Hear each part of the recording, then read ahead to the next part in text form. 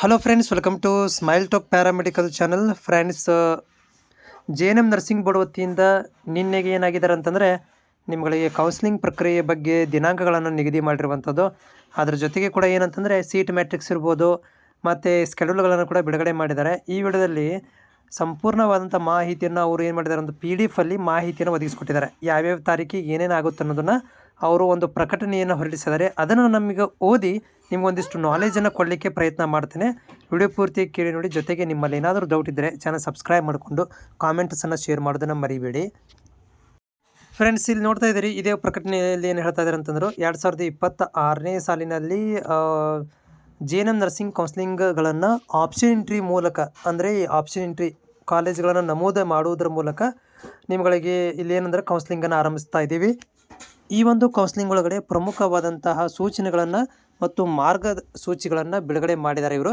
ಅದನ್ನು ಒಂದೊಂದಾಗಿ ನಾವು ಓದ್ತಾ ಹೋಗ್ತೇನೆ. ಸೊ ಒಂದೇದಿಲ್ಲಿ ಏನು ಹೇಳ್ತಾ ಇದ್ದಾರೆ ಅಂತಂದರೆ, ಇಲ್ಲಿ ಅಭ್ಯರ್ಥಿಗಳು ಆಪ್ಷನ್ ಎಂಟ್ರಿಗಳಲ್ಲಿ ಸಲ್ಲಿಸಿದ ಮಾತ್ರ ಸೀಟು ಆಯ್ಕೆ ಮಾಡಲಾಗುತ್ತೆ. ಅಂದರೆ ನೀವು ಆಪ್ಷನ್ ಎಂಟ್ರಿ ಮಾಡಲೇಬೇಕು. ಮಾಡಲಿಲ್ಲ ಅಂತಂದರೆ ನಿಮಗೆ ಏನು ಮಾಡೋದಿಲ್ಲ ಅಂತಂದರೆ ಸೀಟ್ ಹಂಚಿಕೆ ಮಾಡೋದಿಲ್ಲ ಅಂತ ಹೇಳ್ತಾ ಇದ್ದಾರೆ. ಆಮೇಲೆ ರ್ಯಾಂಕು ಮತ್ತು ಕೆಟಗರಿ, ಹೌದಾ, ರ್ಯಾಂಕ್ ಮತ್ತು ಕೆಟಗರಿ ಆಧಾರದ ಮೇಲೆ ನಿಮಗೆ ಸೀಟ್ ಹಂಚಿಕೆ ಮಾಡ್ತೀವಿ ಅಂತ ಹೇಳ್ತಾ ಇದ್ದಾರೆ. ನೋಡಿರಿ, ನೀವು ಮೊದಲು ಆಪ್ಷನ್ ಎಂಟ್ರಿ ಮಾಡಲೇಬೇಕು. ಯಾರು ಬರೀ ಅಪ್ಲಿಕೇಶನ್ ಹಾಕಿ ನಮಗೆ ಈ ಸೀಟ್ ಸಿಕ್ಕಿಲ್ಲ ಅನ್ನೋಂಗಿಲ್ಲ. ನೀವು ಆಪ್ಷನ್ ಎಂಟ್ರಿ ಮಾಡಬೇಕು. ಆಪ್ಷನ್ ಎಂಟ್ರಿ ಮಾಡಿದಲ್ಲಿ ನಿಮ್ಗಳಿಗೆ ಏನು ಮಾಡ್ತಾರಪ್ಪ ಅಂತಂದ್ರೆ, ಅವರು ನಿಮ್ಮ ಪರ್ಸೆಂಟೇಜ್ಗಳ ಮತ್ತು ಕಾಸ್ಟ್ಗಳ ಆಧಾರದ ಮೇಲೆ ಸೀಟ್ ಹಂಚಿಕೆ ಮಾಡ್ತಾರೆ. 27ನೇ ತಾರೀಕಿಂದ ಸ್ಟಾರ್ಟ್ ಆಗಿ 30ನೇ ತಾರೀಕಿಗೆ ಕ್ಲೋಸ್ ಆಗುತ್ತೆ ಆಪ್ಷನ್ ಎಂಟ್ರಿ ಮಾಡೋದು, ಅಂದರೆ ಕಾಲೇಜ್ಗಳನ್ನ ಸೇರಿಸೋದು.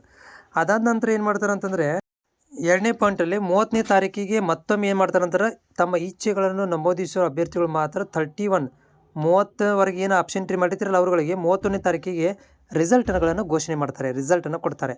ಸೊ ರಿಸಲ್ಟಲ್ಲಿ ನಿಮಗೇನಾದರೂ ಮೋಕ ರಿಸಲ್ಟ್ ಕೊಡ್ತಾರೆ. ಮೋಕ ರಿಸಲ್ಟಲ್ಲಿ ಏನಾದರೂ ಹಂಚಿಕೆ ಆಗಿಲ್ಲ, ಸೀಟ್ ಸಿಕ್ಕಿಲ್ಲ ಅಥವಾ ಕಾಲೇಜ್ ಇಷ್ಟ ಆಗಿಲ್ಲ ಅಂತಂದರೆ ನಿಮ್ಗಳಿಗೆ 1ನೇ ತಾರೀಕಿಂದ ಏನು ಮಾಡ್ತಾರಪ್ಪ ಅಂತಂದ್ರೆ, ಅಭ್ಯರ್ಥಿಗಳಿಗೆ 31ನೇ ತಾರೀಕು ತನಕ ಅವುಗಳನ್ನು ಬದಲಾವಣೆ ಮಾಡಲಿಕ್ಕೆ ಟೈಮನ್ನು ಕೊಡ್ತಾರೆ.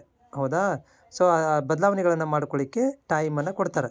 ಅಭ್ಯರ್ಥಿಗಳು ಅವ್ರುಗಳು ಏನು ಮಾಡ್ಬೋದಪ್ಪ ಅಂತಂದ್ರೆ, ಈ ಒಂದು ಸೀಟ್ ಸಿಕ್ಕಿಲ್ಲರಿ ನಮಗಂತಂದ್ರೆ ಕಾಲೇಜ್ಗಳನ್ನ ಸೇರಿಸ್ಬೋದು, ಅಥವಾ ಕಾಲೇಜ್ ಇಷ್ಟ ಆಗಿದೆ ಅಂದ್ರೆ ಅದನ್ನ ತೆಗೆದು ಹಾಕ್ಬೋದು. ಈ ರೀತಿ ಮಾಡ್ಕೊಳ್ಳಿಕ್ಕೆ ನಿಮಗೆ 1ನೇ ತಾರೀಕು ತನಕ ಕೊಡ್ತಾರೆ. ಆಮೇಲೆ 3ನೇ ಪಾಯಿಂಟ್ ಏನು ಹೇಳಿದಾರೆ ಅಂತಂದರೆ, ಈಗ ನಿಮ್ಗೆ 3ನೇ ತಾರೀಕಿಗೆ ನಾವೇನು ಮಾಡ್ತೀವಿ ಅಂದರೆ ಫೈನಲ್ ರಿಸಲ್ಟನ್ನು ಅನೌನ್ಸ್ಮೆಂಟ್ ಮಾಡ್ತೀವಿ. ಮುಂದಿನ ತಿಂಗಳು 3ನೇ ತಾರೀಕಿಗೆ ನೀವು ಎಲ್ಲ ಮಾಡಿದ ಮೇಲೆ 3ನೇ ತಾರೀಕಿಗೆ ಫೈನಲ್ ರಿಸಲ್ಟ್ ಬರುತ್ತೆ. ಆಮೇಲೆ 9ನೇ ತಾರೀಕಿನ ಒಳಗಡೆ ಅಡ್ಮಿಷನ್ ಆಗಲಿಕ್ಕೆ ಟೈಮನ್ನು ಕೊಡ್ತೀವಿ. ಸೊ ಇದು ಏನಪ್ಪ ಅಂತಂದರೆ ಕಂಪ್ಲೀಟ್ ಆದಂತಹ ಒಂದು ಕೌನ್ಸಿಲಿಂಗ್ ಪ್ರಕ್ರಿಯೆ. ಅಂದರೆ ನಿಮಗೆ 27ಕ್ಕೆ ಸ್ಟಾರ್ಟ್ ಆಗುತ್ತೆ, 9ನೇ ತಾರೀಕಿಗೆ ಕ್ಲೋಸ್ ಆಗುತ್ತೆ ಫಸ್ಟ್ ರೌಂಡದ್ದು.